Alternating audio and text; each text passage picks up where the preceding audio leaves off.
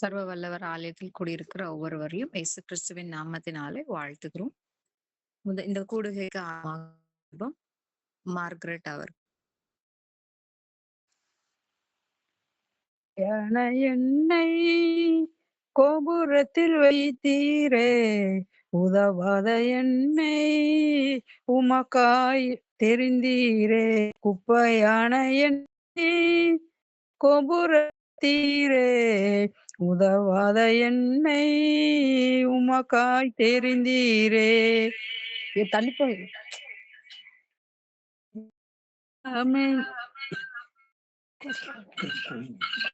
ஸ்தோத்திரிக்கிறப்பா, ஸ்தோத்திரிக்கிறோம்.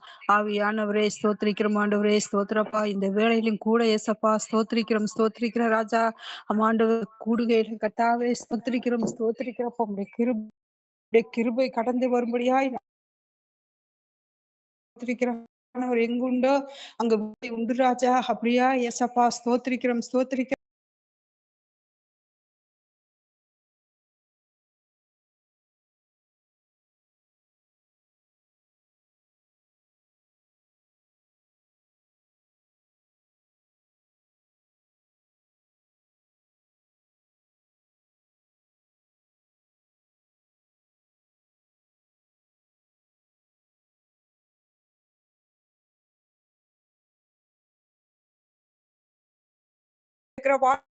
இருதயத்துல ஆண்டவரே பதிந்து 100 மடங்காயப்பா நாங்கள் கொடுக்கிற பிள்ளைகளாக எங்களை மாற்றப்பா. ஸ்தோத்திரிக்கிறோம். ஒவ்வொரு நாளும் ஆண்டவரே நாங்கள் உடைய ஆவியில் அனல் உள்ள பிள்ளைகளாய் ஜீவிக்கும்படியா இயேசப்பா ஸ்தோத்திரிக்கிறோம். ஆவியானவரே ஸ்தோத்திர. சிறு பிள்ளைகள் தொடங்கி ஆண்டவரே ஸ்தோத்திரப்பா முதிர் வயது வரைக்கும் நாங்கள் இதை கைவிடாத சப்பா ஸ்தோத்திரிக்கிறோம். ஆண்டவரே நாங்கள் இணைந்து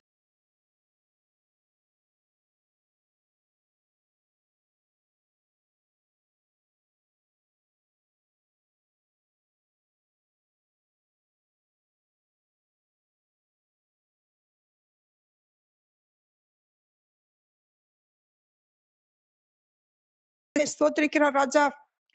ஆண்டவரே செய்தி கொடுக்கிற உடைய கரத்துல கொடுக்கிறப்பா. ஸ்தோத்திரிக்கிறப்பா. செய்தி வேலையிலும் கூட கர்த்தாவே ஸ்தோத்திரிக்கிறோம். ஆவியானவர் ஆண்டவரை ஸ்தோத்திர இடைபடும்படியாய் ஜெபிக்கிறோம். ஒவ்வொரு வார்த்தைகளும் ஒவ்வொரு இருதயத்திற்கு ஆண்டவரை ஏற்றதாய் கர்த்தாவே நீர் உம்முடைய வார்த்தை மன்னாவை அப்பா நீர் எங்களுக்கு கொடுக்கும்படி நாங்கள் ஜெபிக்கிறோம். ஆண்டவரை ஸ்தோத்திரிக்கிறப்பா.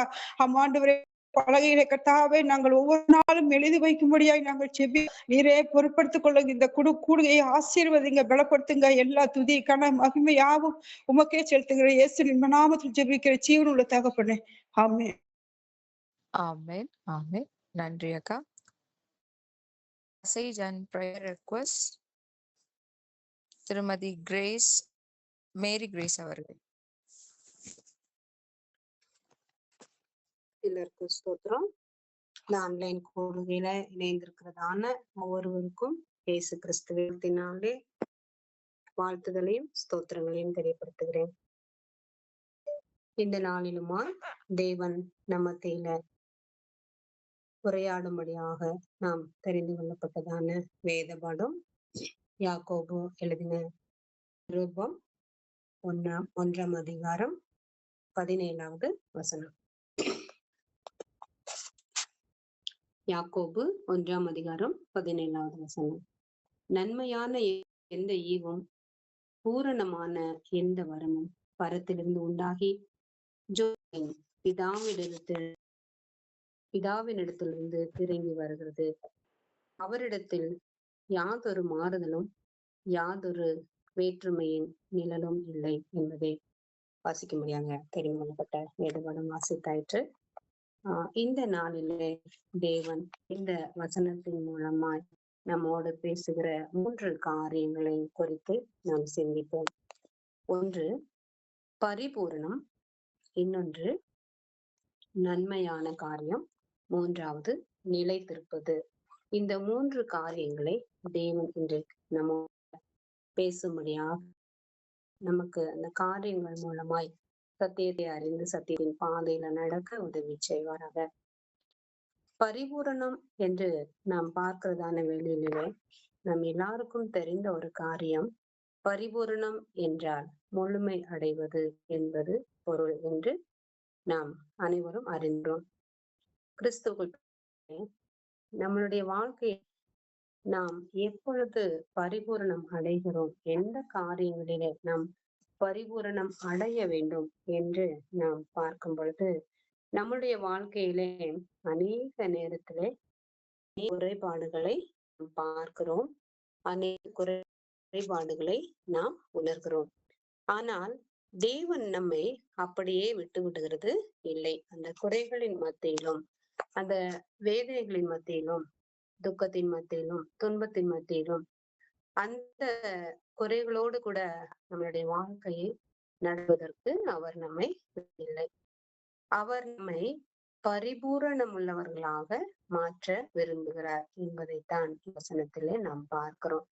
பாருங்கள், நாம் எப்பொழுது பரிபூரணம் அடைகிறோம் என்று பார்ப்போமானால், தேவனுக்குள்ளாய் நாம் இடைப்படும் பொழுது, நம்மளோடு கூட இடைப்படும் பொழுது அடைய முடியும். எந்த ஒரு காரியத்திலையுமே பிரகாரமான காரியங்களிலும் ஆவிக்குரிய காரியங்களிலும் சரி, நாம் கர்த்தருக்குள்ளாக முதலாவது முழுமை அடைய வேண்டும். அப்பொழுது இந்த உலகத்தின் காரியங்களும் நாம் பரிபூர்ணம் அடையும் என்பதை இந்த நமக்கு சுட்டி காட்டுகிறது. ஆகையால் தேவன் வாக்கு தத்த மூலமாய் நம்மை தேற்றுகிற தேவனாய் இருக்கிறார். பரலோகத்தில் இருக்கிற உங்கள் பிதா பூர்ண சர்க்குணரா இருக்கிறதை போல நீங்களும் பூரண சர்க்குணரா இருக்க கடவீர்கள் என்று வேதத்திலே நாம் வாசிப்போம். அப்படியானால் நம்முடைய பிதாவானவர் பரலோகத்தில் அவர் எப்படி இருக்கிறார் என்றால், அவர் பூரண சர்க்குணராய் இருக்கிறார். அவர் பூரண சர்க்குணராய் இருக்கிறதை போல அவருடைய பிள்ளைகளாய் நாமும் இன்னும் பூரண குணர்களாய் பரிபூர்ணம் அடைந்தவர்களாய் இருக்கு தேவன் நமக்கு. அடுத்ததாக நாம் பார்க்கிறதான நன்மையான நாம் பார்க்கிறோம். நன்மையானது என்று நாம் சிந்தித்து அநேக காரியங்களை நாம் பார்க்கலாம்.